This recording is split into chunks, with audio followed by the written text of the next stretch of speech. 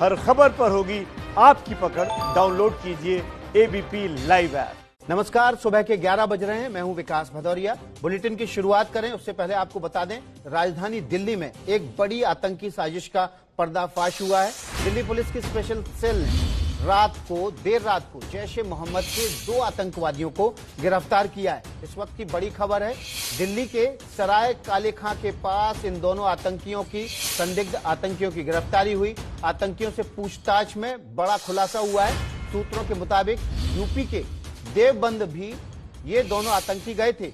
दोनों आतंकी सहारनपुर में भी रुके थे। ये दोनों आतंकी किन किन लोगों से मिले हैं, जिन भी लोगों से मिले हैं उनसे पूछताछ की जा रही है। इस वक्त की बड़ी खबर है, दिल्ली में 2 आतंकी जैश ए मोहम्मद के गिरफ्तार किए गए। व्हाट्सएप से दोनों आतंकी पाकिस्तान बात करते थे। व्हाट्सएप ग्रुप में पाकिस्तानी भी शामिल है। इस वक्त की बड़ी खबर, जो 2 आतंकी जैश ए मोहम्मद के दिल्ली से पकड़े गए हैं, वे कई बार सीमा पार ट्रेनिंग के लिए जाना चाहते थे। व्हाट्सएप के जरिए दोनों आतंकी पाकिस्तान बात करते थे। इस व्हाट्सएप ग्रुप में एक पाकिस्तानी नागरिक भी था। इस वक्त की बड़ी खबर है, दिल्ली को आतंकी साजिश से दहलाने वाले 2 आतंकी आज सुबह दिल्ली की स्पेशल पुलिस की सेल ने गिरफ्तार किए हैं। जैश ए मोहम्मद का सरगना मसूद अजहर का वीडियो भी इनके व्हाट्सएप ग्रुप में मिला है। इसके अलावा कुछ विस्फोटक और तमाम दस्तावेज भी इनके पास से बरामद हुए हैं। अब तक हुई पूछताछ में खुलासा हुआ है कि इन आतंकियों के निशाने पर दिल्ली समेत एनसीआर के कई अहम ठिकाने थे और कुछ वीआईपी भी इनके निशाने पे थे। आज सुबह इनकी गिरफ्तारी हुई है। तस्वीरें आपके सामने हैं और साथ में 22 अगस्त को मिले असले भी आपके सामने है। दिल्ली पुलिस की टीम ने जिन 2 आतंकवादियों को पकड़ा था उसमें कई अहम सुराग हासिल किए जा रहे हैं। दिल्ली पुलिस को उम्मीद है कि इन आतंकवादियों से उन्हें भारत में मौजूदा स्लीपर सेल की जानकारी भी हासिल हो सकती है। हम इस समय दिल्ली पुलिस के स्पेशल सेल के ऑफिस के बाहर मौजूद हैं और सामने आप देख सकते हैं ये दोनों संदिग्ध आतंकी है जिन्हें कल देर रात को स्पेशल सेल ने सराय काले खां के नजदीक मिलेनियम पार्क के पास से गिरफ्तार किया था। ये दोनों ही जैश ए मोहम्मद के संदिग्ध आतंकी बताए जा रहे हैं। आप देख सकते हैं कि किस तरीके से इन दोनों को पकड़ा गया है। दिल्ली पुलिस का कहना है कि इन दोनों के पास से 2 सेमी ऑटोमेटिक पिस्टल बरामद की गई थी और इनके पास से 10 कारतूस भी बरामद किए गए हैं। फिलहाल इनको मेडिकल आदि के लिए ले जाया जा रहा है और पुलिस का कहना है कि इनसे अभी गहन पूछताछ की जा रही है। पूछताछ का मकसद यही है कि इनका जो दिल्ली और एनसीआर का नेटवर्क है उसका भंडाफोड़ किया जा सके, क्योंकि वो लोग जो इन्हें संरक्षण दे रहे थे, साथ ही जो लॉजिस्टिक मदद उपलब्ध करा रहे थे, उन सब का पता लगाना बेहद जरूरी है, क्योंकि वे लोग दिल्ली और एनसीआर में रहकर लगातार इन आतंकियों की मदद कर रहे हैं और दिल्ली और एनसीआर की सुरक्षा के लिए बहुत बड़ा खतरा है। पुलिस ने इनके पास से मोबाइल फोन भी बरामद किया है और पुलिस का कहना है कि एक बड़ी आतंकी साजिश को नाकाम किया गया है, क्योंकि ये त्योहारी सीजन था, दिवाली अभी होकर गुजरी है और छठ पर्व आने वाला है। दिल्ली पुलिस को लगातार यह इंटेलिजेंस इनपुट मिल रहे थे कि त्योहारी सीजन पर कोई बड़ा आतंकी हमला दिल्ली में किया जा सकता है, क्योंकि दिल्ली देश की राजधानी है। दिल्ली पुलिस का यह भी कहना है कि ये दोनों कश्मीरी युवक हैं और इनका मुख्य मकसद था पाकिस्तान में पाक अधिकृत कश्मीर में जाकर आतंकी ट्रेनिंग लेना, लेकिन सीमा पर भारतीय सेना और बीएसएफ की बढ़ी हुई चौकसी और सतर्कता की वजह से ये लोग बॉर्डर पार नहीं कर पा रहे थे। यही वजह भी रही कि ये लोग नाकाम साबित हुए और आनंद फानंद में ये दिल्ली के रास्ते पहले यूपी या फिर बिहार के रास्ते होकर नेपाल बॉर्डर क्रॉस करना चाह रहे थे। इनका मकसद था कि नेपाल के रास्ते पर ये पाकिस्तान में दाखिल होंगे, लेकिन इसी बीच में इनको दिल्ली एनसीआर में एक आतंकी घटना को अंजाम देने का जो है फरमान सुनाया गया। ये लोग इसी मकसद से दिल्ली में पहुंचे भी थे, लेकिन इससे पहले किसी भी तरह की आतंकी घटना को अंजाम दे पाते दिल्ली पुलिस के स्पेशल सेल ने इन्हें गिरफ्तार कर लिया है। तो देखिए, दिल्ली को दहलाने की साजिश का पर्दाफाश किया है दिल्ली पुलिस की स्पेशल सेल ने। और इस बड़ी खबर पर हमारे साथ हमारे 3 संवाददाता बने हुए हैं। हमारे साथ ओम प्रकाश तिवारी हैं, इसके अलावा अभिषेक रावत हैं जनकपुरी में स्पेशल सेल के दफ्तर से, जहां पर इन आतंकियों को गिरफ्तार करने के बाद रखा गया था, और मनोज वर्मा उस मौके से मौजूद हैं सराय काले खां के पास मिलेनियम पार्क से, जहां से देर रात इन आतंकियों की गिरफ्तारी की गई थी। सबसे पहले ओम प्रकाश तिवारी का रुख करते हैं, जिन्होंने इस बड़ी खबर को ब्रेक किया है। ओम प्रकाश, पूछताछ जारी है, कई वीआईपी भी निशाने पर थे, क्या अहम सुराग मिल पा रहे हैं इन आतंकियों से? बिल्कुल विकास, मैं आपको बता दूं, डीसीपी संजीव कुमार यादव की टीम जैसे जैसे इन लोगों से पूछताछ कर रही है, पूछताछ में अनेक अहम खुलासे हो रहे हैं। पूछताछ के दौरान अभी तक का सबसे बड़ा अहम खुलासा हुआ है कि ये दोनों आतंकी दिल्ली होते हुए ही देवबंद गए थे और देवबंद में इन्होंने वहां कुछ लोगों से मुलाकात की थी। इसके अलावा ये लोग सहारनपुर में भी रुके थे।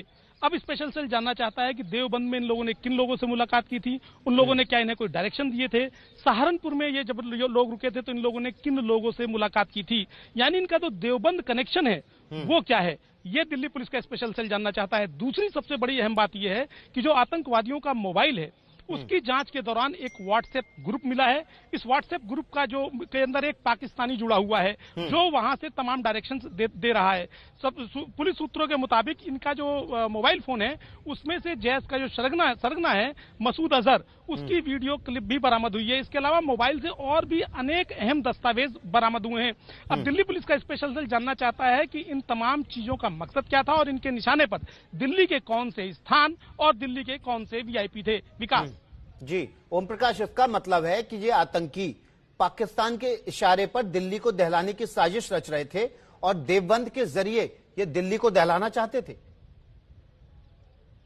बिल्कुल विकास, आप ये कह सकते हैं कि पाकिस्तान के इशारे पर ये पूरी की पूरी साजिश रची गई थी, क्योंकि जो व्हाट्सएप ग्रुप मिला है उसमें एक पाकिस्तानी शामिल बताया गया है जो वहां से लगातार डायरेक्शन दे रहा था। दूसरी अहम बात, ये लोग देवबंद गए थे। तो देवबंद आखिर क्यों गए थे? क्योंकि देवबंद जो है वो जैश-ए मोहम्मद की सबसे बड़ी कतार मानी जाती है और जो जैश-ए मोहम्मद के आतंकवादी हैं वो देवबंद फॉलो करते हैं। लिहाजा देवबंद जब गए थे तो जाहिर सी बात है वहां इन्हें कुछ सपोर्ट मिलनी रही होगी या वहां से पाकिस्तान के जरिए हो सकता है इन्हें कुछ डायरेक्शन मिलने रहे हो। तो इस पूरी साजिश के पीछे स्पष्ट तौर पर पाकिस्तान और देवबंदी कनेक्शन जुड़ता नजर आ रहा है। विकास जी, अभिषेक रावत का रुख कर लेते हैं। स्पेशल सेल के जनकपुरी, दिल्ली के जनकपुरी इलाके में जो दफ्तर है जहां पर आतंकी हैं फिलहाल, वहां पर अभिषेक मौजूद हैं। अभिषेक, पूछताछ चल रही है, नए नए राज सामने आएंगे इन दोनों जिंदा आतंकियों से?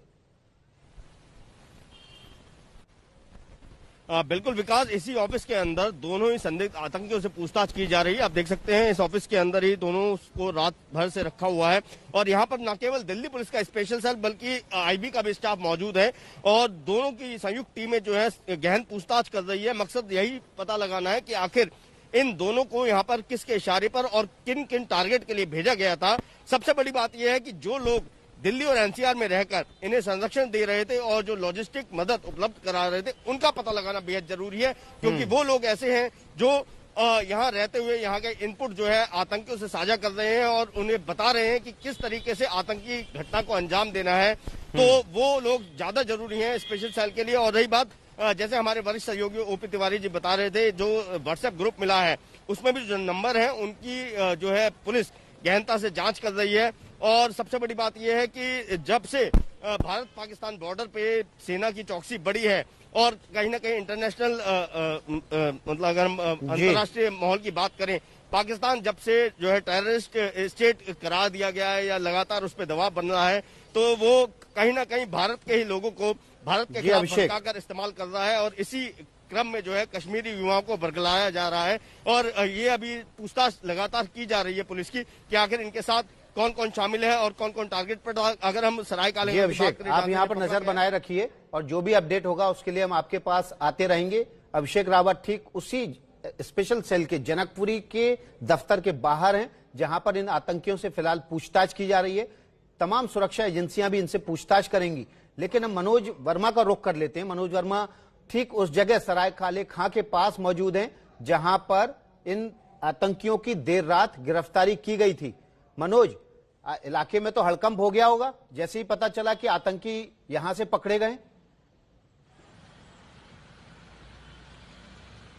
जी बिल्कुल, देखिए विकास, आपको मैं बताना चाहूंगा जो ये जगह है मिलेनियम पार्क की बिल्कुल सराय काले खां जो बस अड्डा है उसके बिल्कुल पास में है और ये एक पार्क है यहाँ पर और पार्क में जो है लोग टहलने आते हैं। हालांकि जिस वक्त इनकी गिरफ्तारी हुई है देर रात तकरीबन 10:15 बजे करीब, उस वक्त यहाँ पर बहुत ज्यादा लोग मौजूद नहीं थे, लेकिन सुरक्षा के मद्देनजर अभी भी यहाँ पर बैरिकेडिंग की गई है। तस्वीरों में आप देख सकते हैं कि यहाँ पर सुरक्षा व्यवस्था जो है वो अभी भी बनाई गई है। और जैसे ही स्पेशल सेल को ये सूचना मिली थी कि जो 2 आतंकी हैं वो यहाँ पर पहुंचने वाले हैं, उसके बाद यहाँ पर ट्रैप ट्रैप लगाया गया और ट्रैप लगाने के बाद उन दोनों आतंकियों को यहाँ सराय काले खां के पास है जो मिलेनियम पार्क है, वहां से उन दोनों आतंकियों को गिरफ्तार कर लिया गया। अब सबसे बड़ा सवाल यह है विकास की आखिरकार ये दोनों आतंकी दिल्ली में किस जगह पर और कहां पर वारदात को अंजाम देना चाहते थे, कहां पर आतंकी साजिश को अंजाम देना चाहते थे, ये उनसे पूछताछ हो रही है। इसके अलावा जो उनके मोबाइल फोन बरामद हुए उनको भी लगातार खंगाला जा रहा है और जिस तरीके से व्हाट्सएप ग्रुप सामने आया उसमें पाकिस्तानी कनेक्शन सामने आया है, इसके अलावा देवबंद का कनेक्शन सामने आ रहा है। तो बहुत सारे तमाम ऐसे सवाल हैं जिनके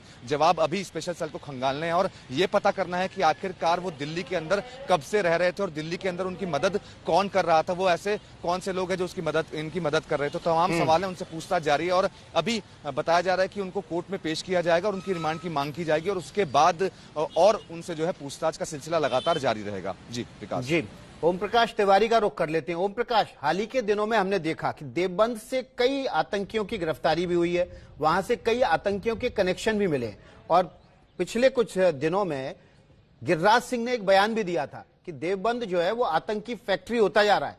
यहां पर भी कनेक्शन देवबंद से जुड़ता दिख रहा है।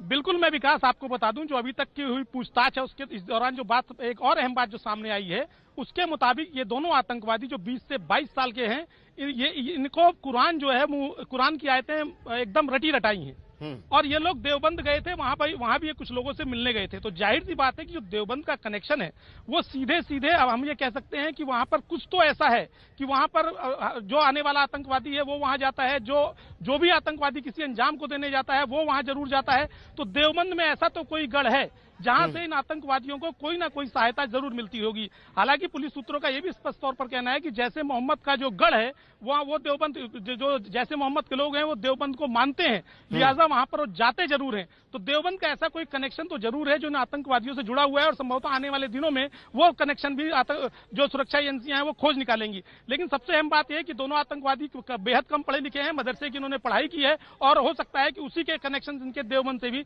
जुड़े रहे हों। विकास जी, अभिषेक रावत का रुख कर लेते हैं। अभिषेक रावत जनकपुरी के स्पेशल सेल के दिल्ली पुलिस के दफ्तर के बाहर हैं।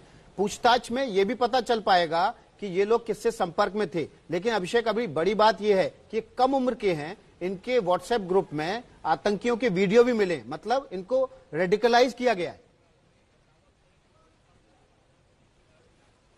बिल्कुल विकास, ऐसा बिल्कुल हुआ है क्योंकि ये बिल्कुल युवा है और बिल्कुल फ्रेश माइंड है। कहीं ना कहीं इनका ब्रेन वॉश करने के लिए इस तरीके के भड़काऊ वीडियो इनको लगातार व्हाट्सएप के माध्यम से भेजे जाते रहे हैं और इसमें न केवल ये जो है वीडियो भेजे गए हैं बल्कि कई जो है कुरान से जुड़ी हुई ऐसी बातें भी भेजी गई हैं जिनका मतलब अपनी तरीके से आतंकी संगठन निकालते हैं और इनको समझाते हैं कि ये ऐसा कुरान में ही लिखा है कि आप जिहाद करें और तभी जो है इनको धर्म के नाम पर बरगलाते हुए आतंक के रास्ते पे ले जाया जाता है। और ठीक ऐसा ही इन युवाओं के साथ भी हुआ है। सबसे बड़ी बात इसमें यह है कि जैश ए मोहम्मद जब से भारत में कमजोर पड़ा, फिर से दोबारा वो उठने के लिए कोशिश कर रहा है और अब वो कहीं ना कहीं भारत के जो निवासी हैं उनको भारत की सरजमी के खिलाफ उकसाता रहा है और उनको इस्तेमाल करता रहा है। और इसी क्रम में ये जो दोनों कश्मीरी युवक हैं इनको भी बरगलाया और अपने आतंकी संगठन का हिस्सा बनाते हुए भारत के खिलाफ ये इस्तेमाल करने के लिए दिल्ली में भेजा है। और इसी सब का पता लगाने के लिए अभी गहन पूछताछ